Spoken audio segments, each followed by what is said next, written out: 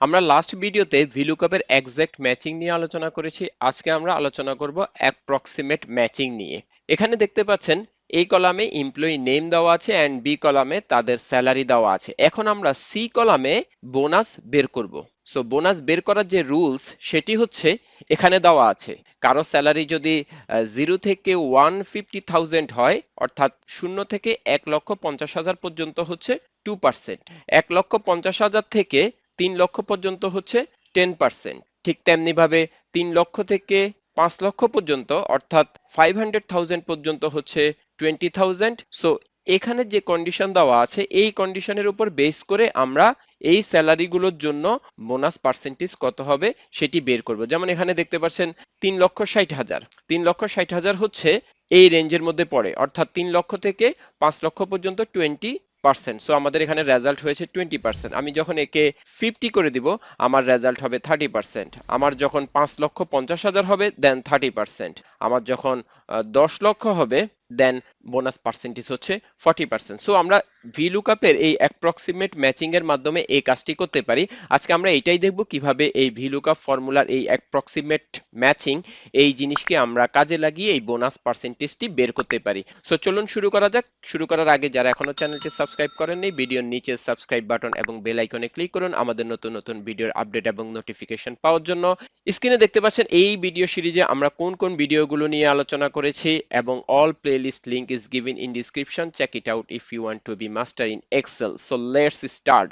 আমি C2 সেলের মধ্যে VLOOKUP ফর্মুলাটি লিখবো। সো সেলটি সিলেক্ট করে ইকুয়াল সাইন দিয়ে VL, দেন VLOOKUP ফর্মুলার মধ্যে আমি ডাবল ক্লিক করলাম, ফার্স্ট ব্র্যাকেট চলে আসবে। সো যখন ফর্মুলাটি লিখে ফার্স্ট ব্র্যাকেট চলে আসবে আমি কিবোর্ড থেকে Ctrl+A প্রেস করে ফাংশন আর্গুমেন্ট উইন্ডোটি ওপেন করব। সো আমি প্রথমে দেখাচ্ছি কিভাবে ফাংশন আর্গুমেন্টের মাধ্যমে ফর্মুলাটি লিখতে হয়, দেন কিভাবে সিনট্যাক্স থেকে ফর্মুলাটি লিখতে হয়। সো কয়েকটি ভাবে আমি ফর্মুলাটি লিখা দেখাবো যেন বুঝতে সুবিধা হয়। সো এখানে দেখতে পাচ্ছেন টোটাল 4টি ফিল্ড আছে। প্রথম যে ফিল্ডটি সেটি হচ্ছে লুকআপ ভ্যালু। আমাদের লুকআপ ভ্যালু হচ্ছে 360,000, অর্থাৎ B2 সেলটি। দেন পরবর্তী ফিল্ডটি হচ্ছে টেবিল অ্যারে। এখানে আমি এই বক্সে ক্লিক করতে পারি অথবা এই আইকনে ক্লিক করে টেবিল অ্যারেটি সিলেক্ট করতে পারি। আমাদের টেবিল অ্যারে হচ্ছে এই রেঞ্জটুকু। এই রেঞ্জটুকু থেকে আমি এই ভ্যালুকে সার্চ করব। Then column index number. Column index number হচ্ছে আমরা কোন ভ্যালুটি বের করব। আমরা যেহেতু বোনাস পার্সেন্টেজ বের করব, সো এই কলামের মধ্যে কলাম ইন্ডেক্স নাম্বার হচ্ছে 2। আমি নেট ইনকামকে 1 কনসিডার করলাম, বোনাস পার্সেন্টেজকে 2 কনসিডার করলাম, I mean 2 number column. So এখান থেকে কিবোর্ড থেকে আমি 2 লিখে দিব। দেন রেঞ্জ লুকআপ হচ্ছে ট্রু। এখানে দেখতে পাচ্ছেন লেখা আছে অ্যাসেন্ডিং অর্ডারে সাজানো থাকবে এবং অ্যাপ্রক্সিমেট ম্যাচিং এর জন্য আমি ট্রু ব্যবহার করব। এখানের মধ্যে দেখতে পাচ্ছেন আমাদের ভ্যালুগুলো অ্যাসেন্ডিং ওয়েতে সাজানো আছে। যদি অ্যাসেন্ডিং ওয়েতে সাজানো না থাকে দেন ট্রু দিয়ে আমরা এই অ্যান্সারটি পাবো না। সো আমাদের রেজাল্ট হচ্ছে 0.2 অর্থাৎ 20%। আমি ওকে দিয়ে দিলাম। এখানে দেখতে পাচ্ছেন 0.20, আমি সেল ফরম্যাটটি পার্সেন্টেজে নিয়ে গেলাম। সো এখানে রেজাল্ট এখন 20%। এখানে দেখতে পাচ্ছেন ফর্মুলাটি আমি কিভাবে লিখেছি। দেন এখন আমি যদি এই ফর্মুলাটি অন্য আরেকটি পদ্ধতিতে লিখি, এখন আমি সরাসরি সিনট্যাক্সের মাধ্যমে লিখবো, ফাংশন আর্গুমেন্ট আর উইন্ডোটি ওপেন করব না। দেন VLOOKUP ফর্মুলার মধ্যে আমার আবার ডাবল ক্লিক করলাম, লুকআপ ভ্যালু হচ্ছে 360,000, দেন কমা দিয়ে দিব। এখানে প্রথম সিনট্যাক্সটি হচ্ছে লুকআপ ভ্যালু, দেন হচ্ছে টেবল অ্যারে। সো এই টেবল অ্যারের মধ্যে আমি এই রেঞ্জটুকু সিলেক্ট করব। দেন কমা দিয়ে কলাম ইন্ডেক্স হচ্ছে 2, নেট ইনকাম 1, দেন বোনাস পার্সেন্টেজ 2, দেন 2 দিয়ে আমি ট্রু লিখে দিব। এখানে দেখতে পাচ্ছেন দুইটি ড্রপ ডাউন মেনু। আমি যখন স্পেস দিব এই ড্রপ ডাউনটি চলে যাবে, আমি যখন স্পেসটি কেটে দিব দেন অ্যাগেন এই ড্রপ ডাউনটি আসবে। এখানের মধ্যে আমি ট্রুতে ডাবল ক্লিক করলাম মাউস দিয়ে, অথবা আমি সরাসরি যদি ট্রু লিখে দিই তাও আমার হবে। So result 20%। সো এভাবেই VLOOKUP ফর্মুলাটি অ্যাপ্রক্সিমেট ম্যাচিং এর মাধ্যমে আমরা বোনাস পার্সেন্টেজ অথবা স্টুডেন্টের যদি মার্কস থাকে দেন আমরা গ্রেড বের করতে পারবো। নেট ইনকামের উপর বেস করে ট্যাক্স পার্সেন্টেজ কত হবে এই জিনিসগুলো আমরা করতে পারবো। সো এখন আমি ফর্মুলাটি ড্র্যাগ করব। ড্র্যাগ করার আগে আমাকে যে কাজটি করতে হবে এই টেবল অ্যারেটি লক করে নিতে হবে। সো আমি F4 প্রেস করে লক করে নিলাম। দেন এখান থেকে আমি এখন ড্র্যাগ করে দিলাম। প্রত্যেকটির জন্য আমি রেজাল্ট পেয়ে গিয়েছি। যেমন এখানে স্যালারি হচ্ছে 12 লক্ষ। এখানের মধ্যে দেখতে পাচ্ছেন যেহেতু 12 লক্ষ এই 10 লক্ষ হচ্ছে বেশি, এই কারণে রেজাল্ট হচ্ছে 40%। দেন হচ্ছে 8 লক্ষ হচ্ছে 5 লক্ষ এবং এই 10 লক্ষের মাঝামাঝি, এবং এই দুটো মাঝামাঝির জন্য প্রফিট পার্সেন্টেজ হচ্ছে 30%। এই কারণে আমার এখানে 30% রেজাল্ট এসেছে।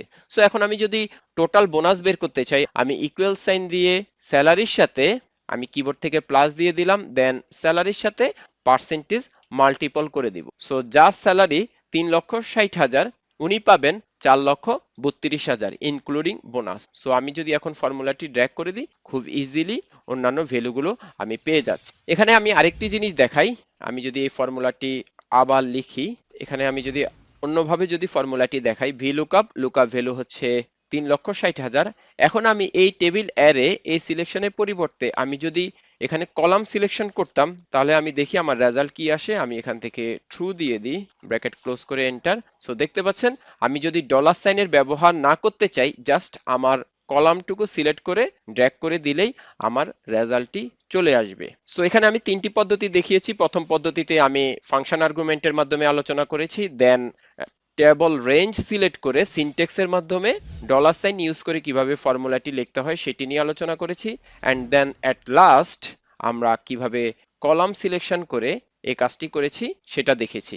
এখানে একটা কথা বলে রাখি, আমার এই বোনাস পার্সেন্টেজ যদি এখানে থাকতো অ্যান্ড দেন এই ঘরগুলো যদি 0 থাকতো, এখানে দেখতে পাচ্ছেন বোনাস পার্সেন্টেজ 0 এসেছে। এর কারণ হচ্ছে এখন কলাম ইন্ডেক্স নাম্বার হচ্ছে 3, অর্থাৎ আমি এখানে যখন টেবল রেঞ্জ সিলেক্ট করেছি আমার জি থেকে এইচ পর্যন্ত সিলেকশন করা ছিল। সো আমি জি থেকে এইচ পর্যন্ত এই অংশটুকুকে বাড়িয়ে এখানে আমি 3 করে দিব, দেন আমি এই ফর্মুলাটিকে ড্র্যাগ করে দিব। এই এক্সাম্পলটি এই কারণে দেখালাম, কলাম ইন্ডেক্স নাম্বারটি কিভাবে চেঞ্জ করতে হয় সেটি বোঝানোর জন্য। সো এটাই হচ্ছে VLOOKUP ফর্মুলার অ্যাপ্রক্সিমেট ম্যাচিং নিয়ে বেসিক আলোচনা। আমরা এখন কিছু গুরুত্বপূর্ণ বিষয় নিয়ে আলোচনা করি। এটি এক্সেলের অল ভার্সনে কাজ করে। দেন সিনট্যাক্স আমরা দেখেছি টোটাল 4টি syntax, lookup value, table array, then column index number and range lookup হচ্ছে ট্রু। যেহেতু আমরা আজকে অ্যাপ্রক্সিমেট ম্যাচিং নিয়ে আলোচনা করেছি, আমরা লাস্ট ভিডিওতে এক্সাক্ট ম্যাচিং নিয়ে আলোচনা করেছিলাম। যারা ভিডিওটি দেখেননি, ডিসক্রিপশনে লিংক দেওয়া আছে, ওই জিনিসটি দেখে নিতে পারেন। দেন নেক্সট পয়েন্ট হচ্ছে কেস সেনসিটিভ কিনা। যেহেতু অ্যাপ্রক্সিমেট ম্যাচিং এ আমাদের নাম্বারগুলো অ্যাসেন্ডিং ওয়েতে থাকতে হয়, যেমন এখানে দেখতে পাচ্ছেন 0 থেকে শুরু করে ছোট থেকে বড় পর্যন্ত এই নাম্বারগুলো সাজানো হয়েছে। যেহেতু অ্যাপ্রক্সিমেট ম্যাচিং যখন নাম্বারগুলো অ্যাসেন্ডিং ওয়েতে সাজানো থাকে তখনই কাজ করে, অর্থাৎ এই নাম্বার হওয়ার কারণে কেস সেনসিটিভ এই ইস্যুটি আসে না। কেস সেনসিটিভ এই ইস্যুটি আসে তখনই যখন কোনো টেক্সট নিয়ে আমরা কাজ করি। আমরা লাস্ট ভিডিওতে VLOOKUP এর এক্সাক্ট ম্যাচিং এ আমি একটি এক্সাম্পল দেখিয়েছিলাম, ওই এক্সাম্পলটি দেখে নিতে পারেন। দেন অপারেটর হ্যান্ডেল করতে পারি কিনা, দেন নো ওয়াইল্ড কার্ড ইউজ করতে পারি কিনা। VLOOKUP formula wild card use করতে পারে, এটি আমি লাস্ট ভিডিওতেও বলেছিলাম। যদিও এটি যখন এক্সাক্ট ম্যাচিং হবে সেই ক্ষেত্রে এই ওয়াইল্ড কার্ড ইউজ করা হয়, অ্যাপ্রক্সিমেট ম্যাচিং এর সময় ওয়াইল্ড কার্ড ইউজ করা হয় না। ওয়াইল্ড কার্ড ইউজের উপর একটি ভিডিও লিংক ডিসক্রিপশনে দেওয়া আছে, আপনারা দেখে নিতে পারেন। সো আজকে এই পর্যন্তই।